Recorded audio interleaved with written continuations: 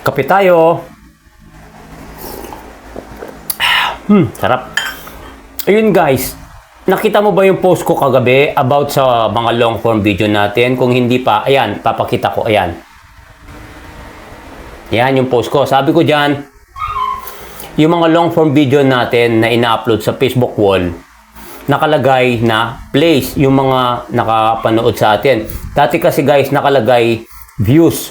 So, siguro bagong update na naman ni Facebook yon. Tignan mo nga sa Facebook mo kung ganyan ang lumalabas sa inyo. So, ipapakita ko sa inyo sa actual after ng slide na to para makita nyo rin. So, next slide tayo. So, ayan, ka-success. Punta tayo sa Facebook. Click mo yung Facebook. Madali lang to. So, ayan, nandyan na tayo sa Facebook. Tignan natin yung mga, tignan natin yung mga video ko guys ha. For example, yan. In-upload ko kahapon yan. Tignan mo guys. Yung plays niya, ayan, 127 plays. Yung mga nakapanood. Dati kasi guys, views. Yan, nakalagay.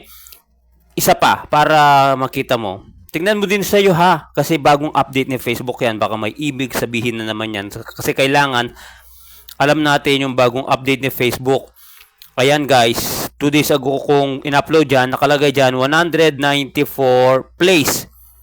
Yun guys, sana napansin mo at tignan mo kung ano yung nakalagay sa Facebook mo. Pero siguro yung dating video guys, views pa. So maraming salamat ka-success. Back to camera tayo. Oh, di ba nakita mo? Yung mga long form video ko na in-upload, nakalagay plays. Dati kasi, views ang nakalagay doon. Meaning, baka bagong update ni Facebook yon. So, maraming salamat ka-success. Kita-kita tayo sa susunod na video. Thank you and God bless po everyone. Bye-bye!